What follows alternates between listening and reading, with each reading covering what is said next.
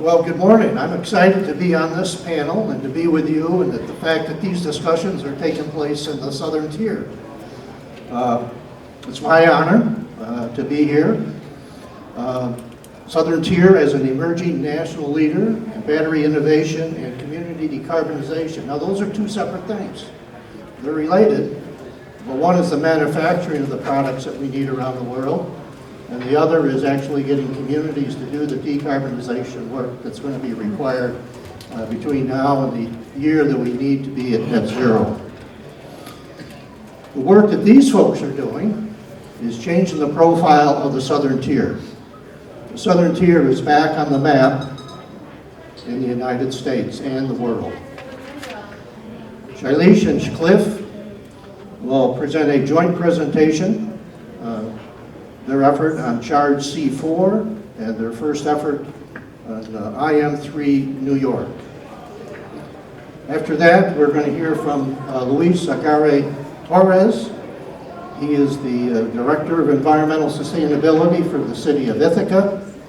He's a very dynamic individual that is leading to tremendous change with a green new energy plan for the city of Ithaca, which has already approved electrification of 6,000 buildings between now and the end of the decade, and many other things that he will talk about.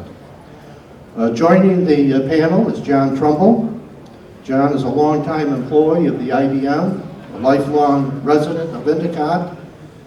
He's seen the earlier growth period, and now he's looking forward to the next growth period, and he's going to provide some of his perspective on future opportunities for manufacturing in the Broome County region.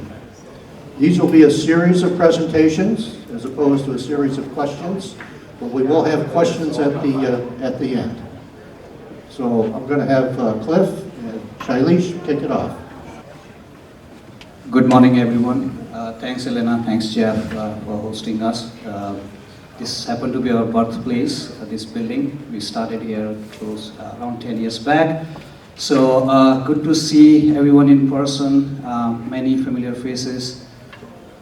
Coffee jar got empty very fast. Looks like everyone started too early this morning. So welcome again to the building. I would be going through a few slides here to explain how C4V, IM3 and Y trying their best to set up lithium-ion battery cell manufacturing ecosystem in New York in the United States. So before I start, I have a quick video to show.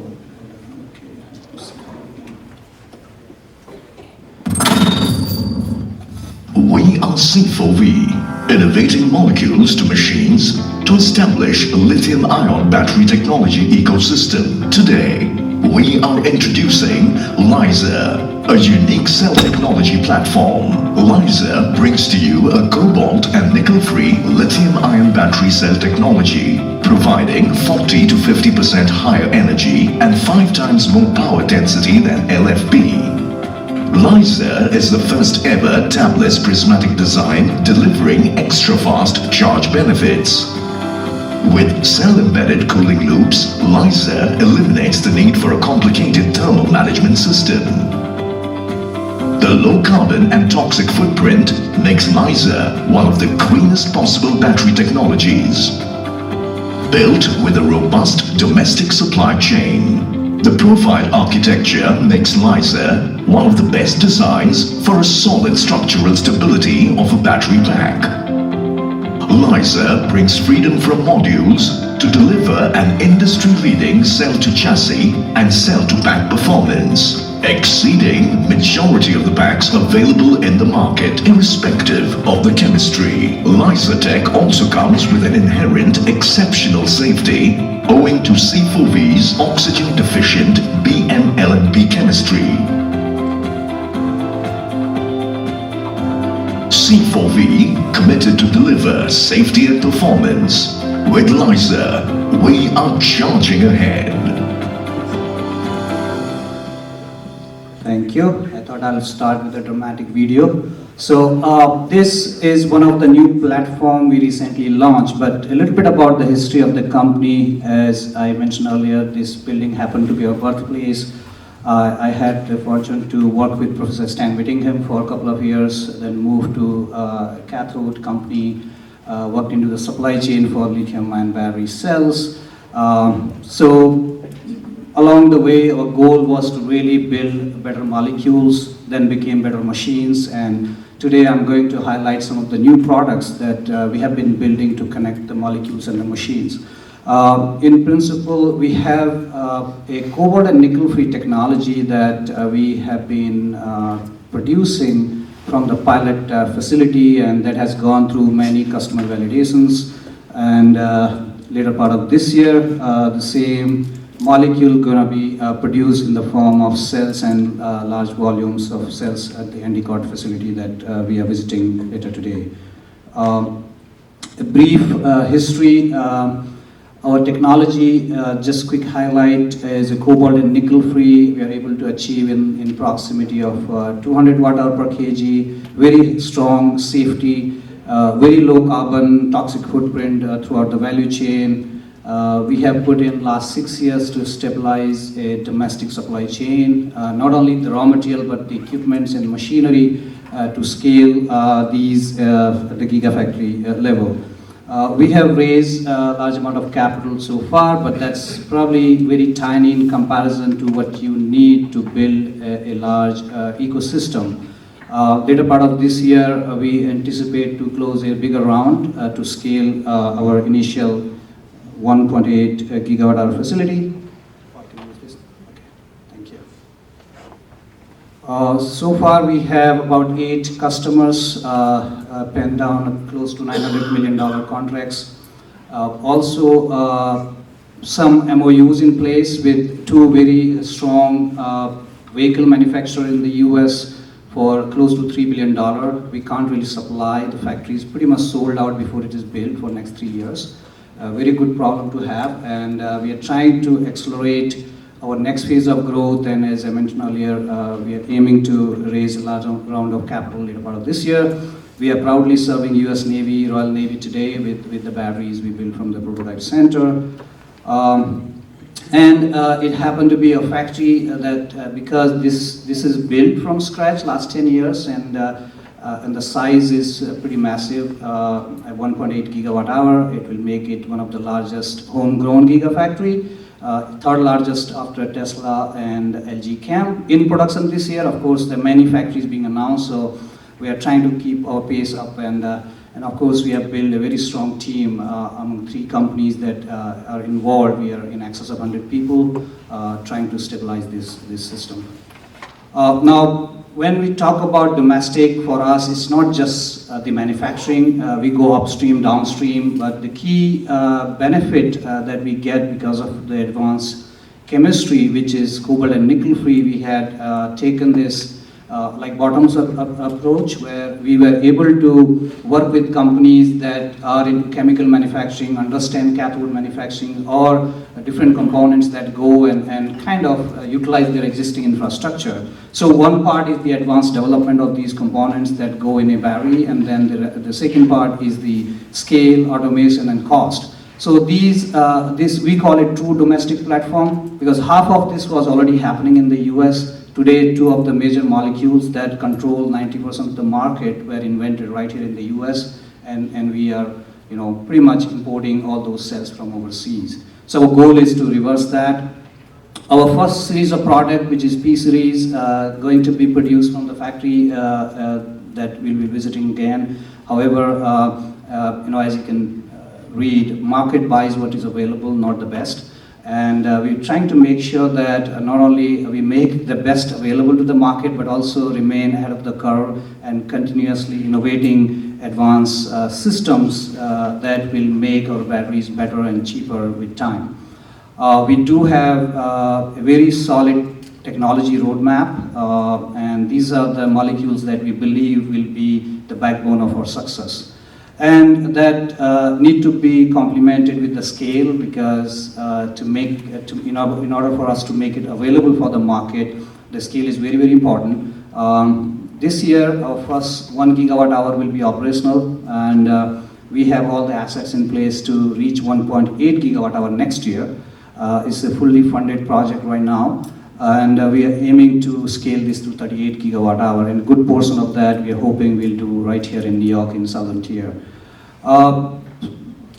Cell manufacturing, very complicated, and you know, many companies tried, some failed in the commercialization phase, some failed because of poor product development, some failed in the US because of the, you know, the right type of, not taking the right type of investment at the right time. So technology, timing, and team are very, very important, and I think we got all that today. You know, timing can never be better than what it is right now. And here's the quick animation of how a typical Gigafactory looks like on the left-hand side on screen. And I picked one of the section, which is the last part of the packaging. And you can see there are many moving parts. It is very, very complicated process that involve various different components in form of powder, liquid, you know, film, and metal parts. Then we believe while the machines are the backbone of the industry, a molecule is going to be the heart of the system. That's going to deliver what we call, you know, the safety, the energy density, the cycle life, eventually cost. And there are various different chemistries out there in the market today, and we sit in between some of them with a very strong safety and long cycle life, and very, very environmentally benign to produce these. This is the product that we have been working on for last 3 years. We call it digital DNA. It's an IoT system that's primarily connecting molecules to machine and making the value chain more effective. We are not really innovating anything. It's just collect, you know, whatever exists, putting it in a package together for the lithium-ion battery industry. Our understanding of the chemistries, the specifications, the processes, along with a very strong value chain that the supply chain we have built upstream, combined together and crunching the data and coming up with the meaningful meanings to make these factories smarter and better. We strongly believe the factories that are built today are not really advanced factories. We call them brand new old factories because most of the systems in the process are still 20-year-old. So in order for us to leapfrog the Asian manufacturing in terms of the performance, not only the battery level, but, you know, making the whole business sustainable, we believe these three, you know, the backbone, which is the equipment machinery, the heart, which is the chemistry and molecule, and the brain, the digitized part of it, are going to be very, very important to build profitable and green factories. So here is the rendering of the plant. Actually, it's very close to the existing building, so not full render. You will be visiting later today. Thank you very much. I will welcome questions later today. So. Okay, good morning. You got the warm-up band kind of second here, so the rock star's already been on. I'll just try to give some perspective as to what we're trying to accomplish and what it looks like on a worldwide scale. So understanding that, I just Googled it quickly, they're estimating the cost for us to transition to a fully electrified society is going to cost somewhere in the range of $73 trillion. So that's split up amongst many verticals. So we'll talk about those a little bit. And again, my presentation is really designed to give you some perspective on what we're trying to do. So C4V's mission and vision, I'll let you read it. It's something that we hold very near and dear. The one thing that it doesn't say is, at C4V we have this unwavering fixation on taking technology and making it applicable to the manufacturing floor. Extremely important to us. So just to set the stage here from a worldwide standpoint, it's estimated we're going to need about 8.8 terawatt hours worth of lithium-ion battery cell production by 2030 in order to meet the demand that they see coming. So that's about 8,800 gigawatt hours. Now you can see by the yellow line, you can see by the yellow line here, we're estimating that production is going to be somewhere around 5.5 terawatt hours, leaving a pretty wide gap. So at the bottom of the screen, I tried to set up some type of a comparison that if we were to try to satisfy that demand, we need to build another 132 gigafactories at 25 gigawatt hours each in order to fill that gap. So to put this in regional perspective, North America, is going to need about 1,700 gigawatt hours by 2030. That's going to require 68 gigafactories. IM3 New York at 38 gigawatt hours is going to be about 2.2% of that requirement. Okay, you can see in Europe, we're expecting about 1,900 gigawatt hours of demand. That's going to require 76 gigafactories. Asia, 144, and then they kind of lump the rest of the world into 1,600 gigawatt hours. You can see Africa itself, which they pulled out in this report, is going to require 227 gigawatt hours worth of production capacity. You can see it's a pretty wide open board for us, and we're very excited about this opportunity. So I'm trying to give you a general idea how big a 25 gigawatt hour factory is. So from a size standpoint, it's about 6,250,000 square feet. If it was one building, it would be that large. So in order to put it in perspective, it's about 8 super Walmarts, all put in together. Acreage-wise, we're going to need about 300 acres for that 25 gigawatt hour factory. The SUNY Broome campus is about 200 acres. And then employment, those are the numbers that we're pulling right now, 2,000 direct employees, 12,000 indirect. We also have this opportunity for co-locating supply chain partners at cathode, anode, electrolyte, other supply chain partners who will co-locate to the plant to enjoy those synergies. So this is a general overview of the supply chain and where the integration opportunities abound. It's possible to go on up and down this supply chain. I do want to mention that cell manufacturing is expected to be about $500 billion industry by 2030. And then we talk about the industry cluster. So I mentioned the co-locating supply chain partners. What we really sell, or what we really talk to people about, is this lithium-ion battery industry cluster centered on a gigafactory. So this gigafactory is an unparalleled economic development engine that we haven't seen in this century and probably not in the century before. On the right-hand side, or excuse me, the left-hand side, co-locating suppliers, recycling opportunities, intermediate suppliers, raw material suppliers. On the other side, higher education, employment, end users, and value-add manufacturing after the, as Jennifer mentioned, after the cells are made, they're modules, packs, etc. So that I just wanted to set the stage there for a little bit of perspective as to the size of this industry and the opportunity that's in front of us. And I hope you enjoyed the presentation. I'm going to pass it on to Jeff. Here's my choice.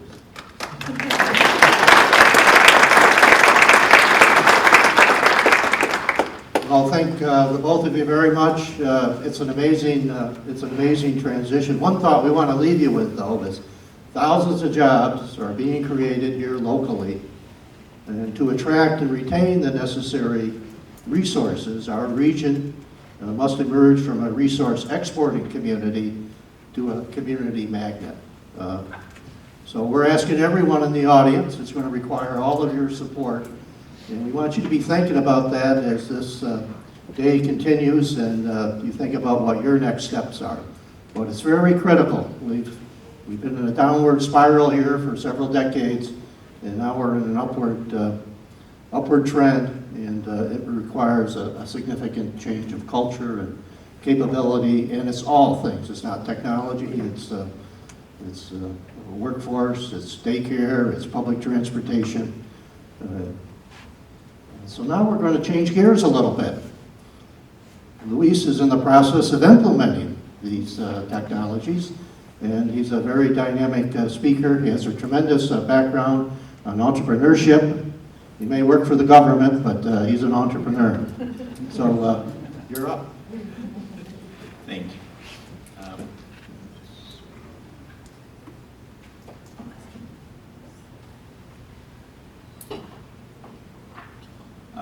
I may work for the government, but I'm not an asshole. I think that's what he meant anyway.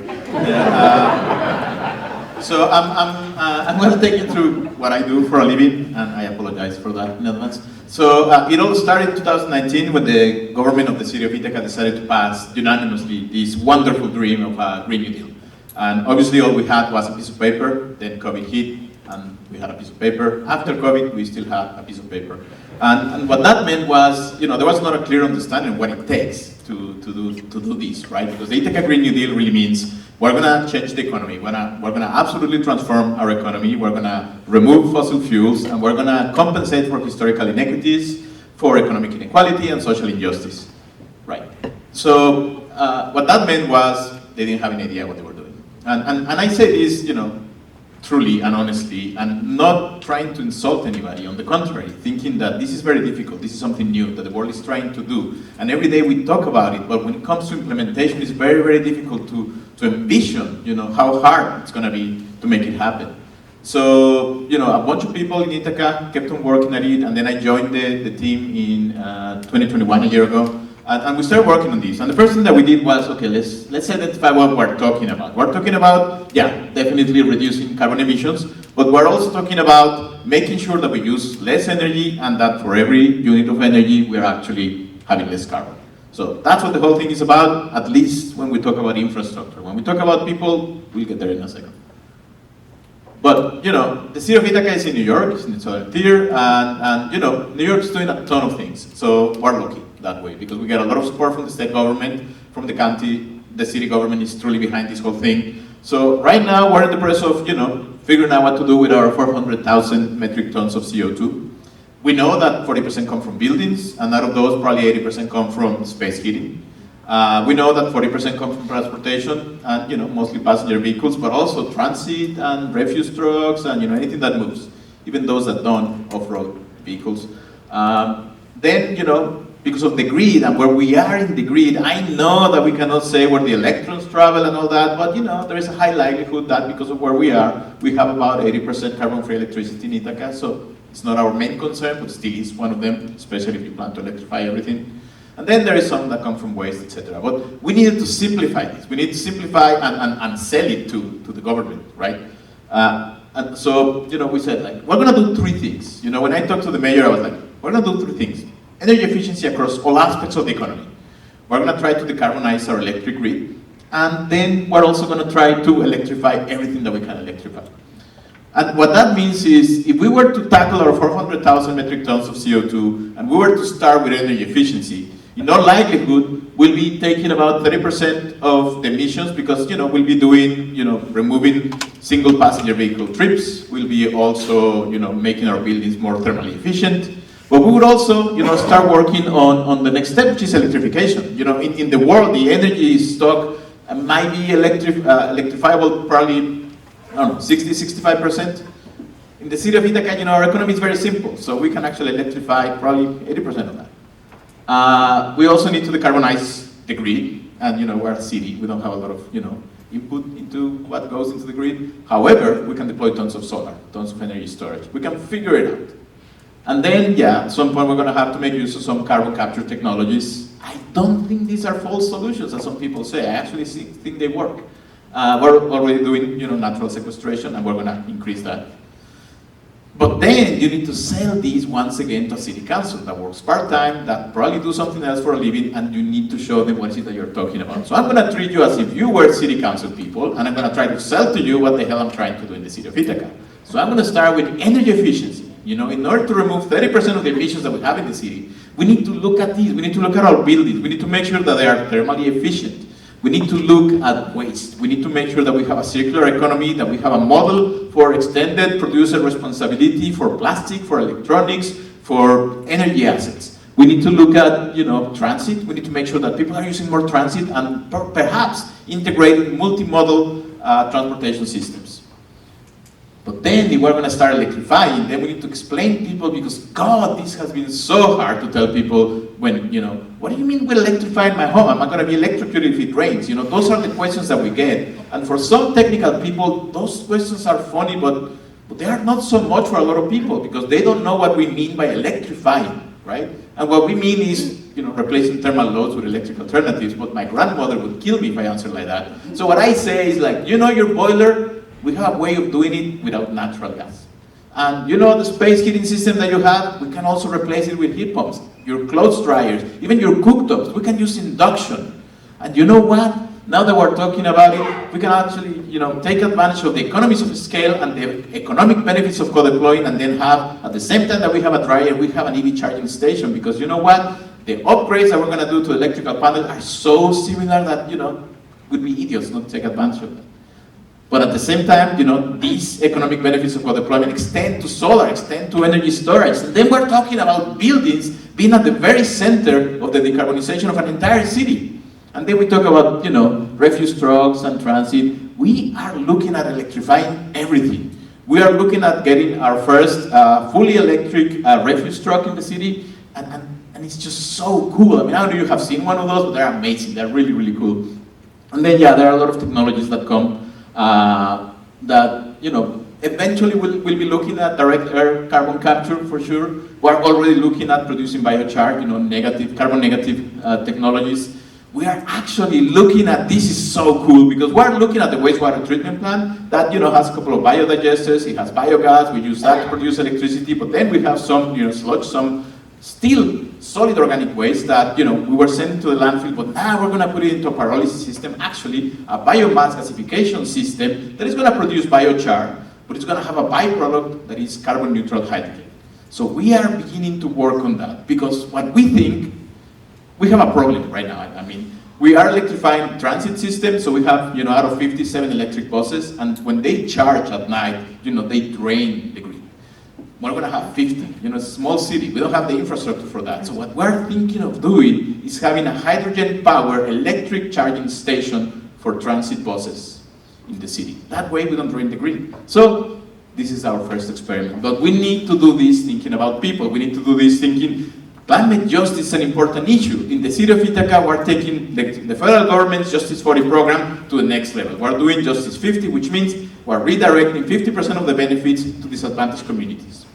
And we need to do that. And what that means is, if we're electrifying a building that is not a disadvantaged community, that means that we are already working on a building that is a disadvantaged community.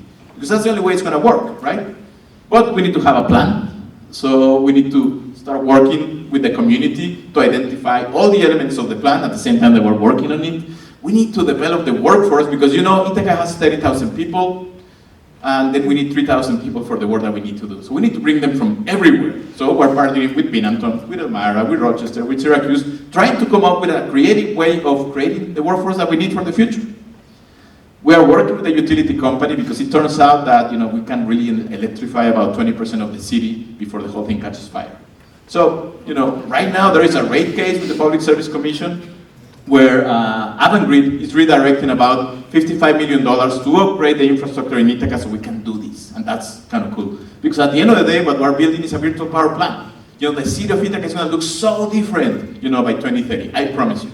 And just very quickly, I want to take you through this, and I'll shut up, Jeff, I promise. We can do nothing, and that's cool. We can spend some money and, just do the buildings that are ready for retrofitting, or the ones that want to electrify. We can deploy some solar at the same rate, or we can, make an effort to do more and take on water heaters, take on cooktops, take on more things. We can actually do more and start looking at the snow plowers and leaf blowers, and we can start electrifying everything. But if we want the whole enchilada, we need to go 100%, and to do that, we need $2 billion.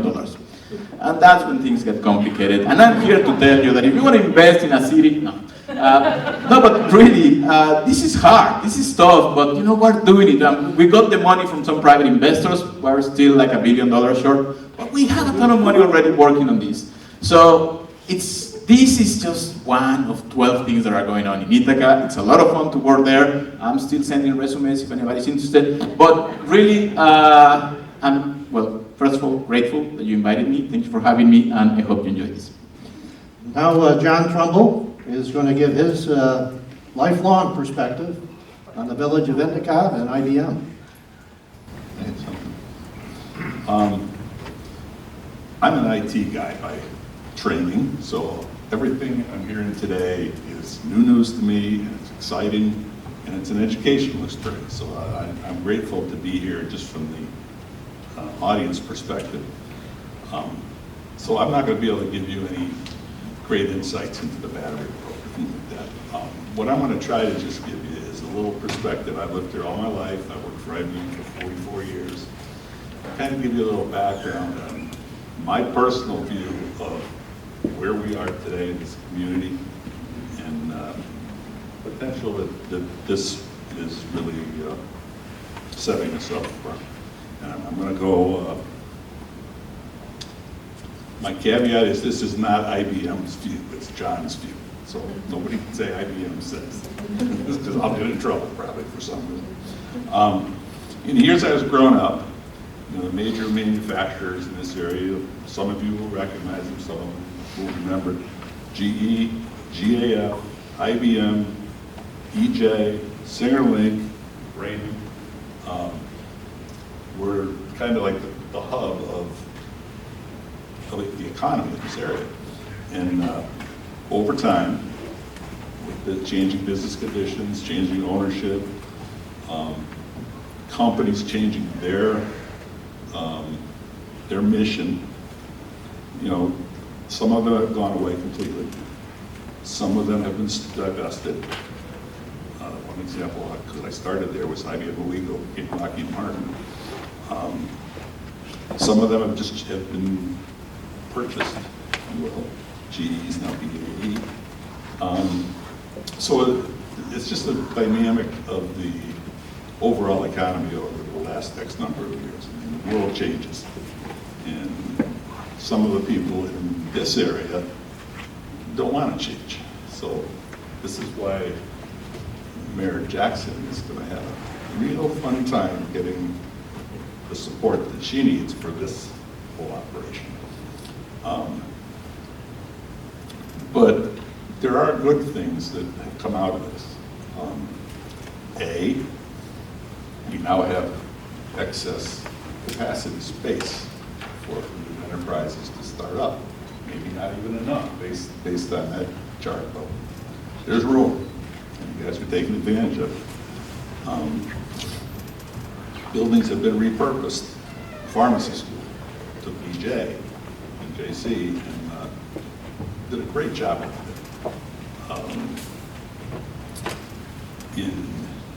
There's an announcement last week in JC that they're going to take some more of the BJ factories and make them into apartments.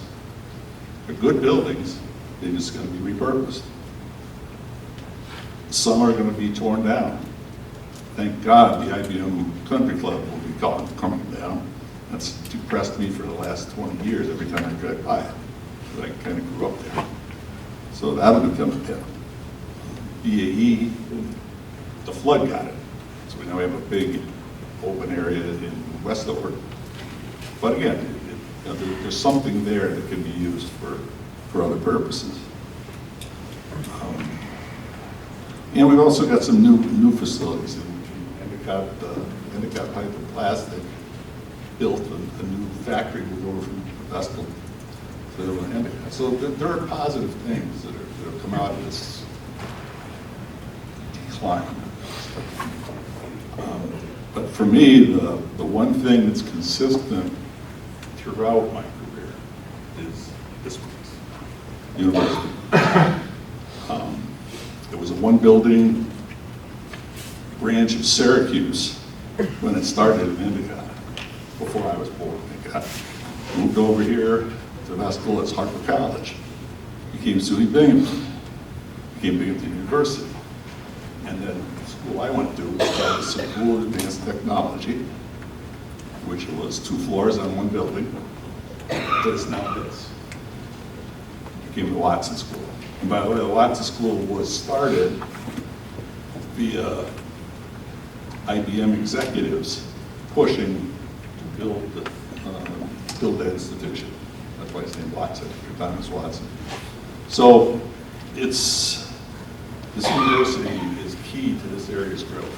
And the partnerships that have been formed or will be formed are critical. And one important thing is these guys up here. We want to keep them here. We have a big problem over the years of losing talent. So the more we can keep the students involved and keep them in the area, the better it is for all of us. So, Mayor, good luck. And that's pretty much it.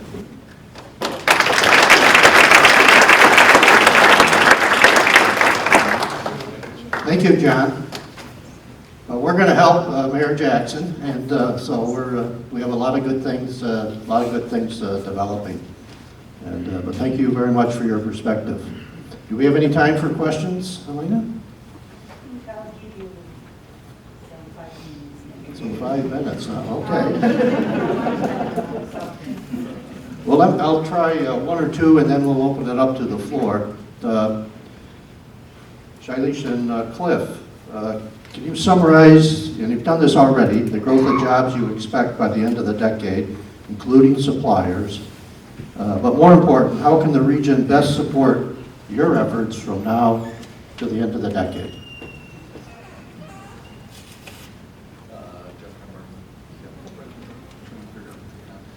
So job growth is based on two things. That is the opportunity that's here and how big we can scale this Gigafactory. I showed you, trying to get that perspective in place, is the size of these things. And the other thing it's constrained by is the workforce development opportunity, or excuse me, functions that are going on right now. There's been an extremely effective and concerted effort to increase workforce development locally. So those things are the only things that I can see constraining this. This industry is operating under its own power. It's already happening, as evidenced by the huge amount of investment going into cell manufacturing in the U.S. and around the world. So it's just a matter of, can we keep up? So I would say that's the only thing that constrains us, and then available space and getting local involvement in Endicott and so on. So that would be the short answer. Yeah, I mean, to be precise in terms of our vision, we are hoping to create at least 8,000 jobs by 2030. I think the infrastructure, Professor Stan Whittingham's lab, the New York Battery Center that's going to be opening up, and our Gigafactory, we're creating the right foundation to build that network. And with our own Gigafactory and the commitments from our suppliers, some of them have signed binding contracts that they will be co-locating as we scale. I think it will result into close to 8,000 minimum jobs. So that's what we are working towards right now. And so we need to put all the right pieces together to achieve that. As you said, workforce development is very, very critical part of that. And thanks for helping us on that direction. Okay, thank you. One for Luis, and then I'll open it up. I hear the White House is interested in your program here, Luis, and what would they like you to accomplish in that regard? I don't know, man. No, I mean, since we launched the program, we received national attention for sure. And a lot of the issue was, we know the answer, we know the technology, we know how to put together the finance, the policies, but nobody, there to just go ahead and do it. And so we started doing that, and then, we started encountering all these issues, all these problems. A lot of them have to do with people more than anything, but, we're finding a number of things that we did not have on our radar before. So we're sharing this, and yeah, the White House has a group that there's a coalition for building performance standard. We're part of that coalition. We are, it's one of the city founders of that. But we've been also talking directly to, the Environmental Quality Council, and what we're trying to do is to put together a blueprint for decarbonization in rural America. I mean, there's the big cities, and it's a lot of trouble, it's a lot of money, but it's a very different problem. But 90% of the country are close enough to what Ithaca is, because don't think about what Ithaca is, economically. Think about, energy profile, for example. Everybody wakes up, goes to work, comes back, cooks something, watches Netflix, goes to bed. So at the end of the day, yeah, my life is boring, but at the end of the day, that gives you a very similar energy profile for every city in America. So based on that, you can start thinking, probably we can have a blueprint for decarbonization, and it is possible. And that's why everything that we're doing is completely open. We're sharing this with a number of people. We have shared already with more than 150 cities in the US. And we might be onto something, but the reality is that we're still learning as we go along. Thank you very much. Any questions from the audience? I don't need it. This is easy. Can we get access to the slides? This is a great panel. And I think if people who have registered can get access, it would be very helpful. Yes, all the information will be available. Okay. Perfect. Thank you. You're welcome. I'll ask a harder question of Luis, and that is, and really for also IM3 is, do you see deploying some of this battery technology within the Ithaca Green New Deal structure this century? Like the bridge, will you be part of that foundational bridge from technology development to implementation right here in the southern tier? Yes. No, of course. I mean, I was saying that there is a lot of upgrades that are needed in the distribution grid and the transmission infrastructure in the city. But you think about it, transmission takes about 12 years more or less for projects to be completed. In distribution, depending on the type of substation, but it could take 3 to 5 years normally. And even changing the little utility, the wire to the utility pole may take like 6 months. So when you think about it, you need to think about alternatives, and non-wires alternatives are sometimes the answer to not only defer investment, but probably even avoid investment as a whole. Also, when you have a city that is completely electrified, and you have deployed enough solar and some on-site energy storage, the whole thing becomes an issue of how do you manage all these energy resources. You need to have a lot of flexibility, and energy storage that's what it's for. At the end of the day, is to shape peaks, it's to shift loads, is to add flexibility as a whole for an entire city. So as a no-wires alternative, we're looking for large-scale energy storage and for smaller-scale energy storage for even residential right now. So yeah, I mean, as we know, the utility and grid infrastructure is very critical infrastructure, and any new technology you integrate always takes a long time. But the intention is to obviously build a very close circular economy locally, and we have, as upstream, been qualifying many raw material suppliers. We have done projects with our local utility provider NICEAG, build a small DER system with the help of NYSERDA, also working with BAE systems for the electric buses. So yes, the ultimate goal is to build these batteries locally and deploy locally, and New York State has very, very strong vision to transition to clean energy. It's almost 70% by 2030, and batteries going to be very, very critical component of that transition. So we do hope that our facility will be able to provide batteries for local deployment. One thing, just very quickly, and one of the things I didn't mention is the city of Ithaca is moving towards a 24/7 CFE framework that is 24 hours a day, 7 days a week, carbon-free electricity, which is incredibly difficult to achieve. We're one of, I think it's about 20 cities worldwide that are working with that framework right now. It's a big challenge. We cannot do it without energy storage. So I just want to add that. Any more questions? So this is an interesting question. The energy storage costs, because of batteries, were projected to come down, and the market was going to explode. And now we're seeing, because of material costs, prices are going up. How is that going to affect the market, and what are you doing to control your material costs and production costs to keep costs going even lower so we can get below $100 a kilowatt hour, and we can deploy batteries and storage everywhere? Yeah, I mean, when we talk about the total cost of ownership or levelized cost of energy during like the whole project phase, there are many components that play key role, and upfront cost is obviously one of them. The way we are handling, obviously, our technology is very independent from cobalt and nickel, that are the commodities that have gone up and down lately and affected the overall dollars per kilowatt hour basis at the battery pack level. So two ways I think we are addressing that. One at the molecular level, where we are using chemistries that are benign, have very less volatility from the supply chain and the commodity pricing. So we are free from cobalt and nickel. And the second is, as you take those molecules to system, that where your designs and manufacturing scale, the supply chain is very, very important.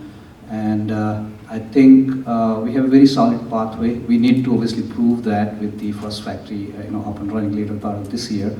But with the very strong support of our suppliers and the long-term commitment we have mutually to each other, while there will be fluctuations in the market, I think these strong partnership going to play a very, very important role. So that's why the model we have built is not just spot buy one particular commodity, but work with long-term partners where you have very stable pricing, and that's how we believe we will be able to compete with such fluctuation and provide an economical and obviously green battery to the market.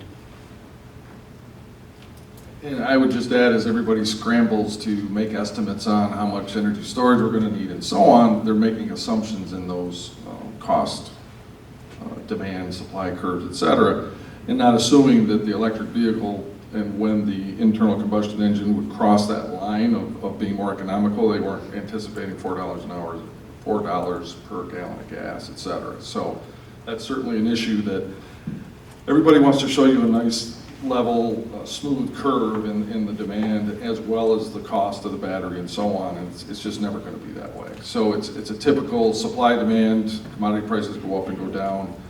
We all operate in the same environment, so if our lithium cost goes up, so does everybody else's. So it's a lockstep to a point.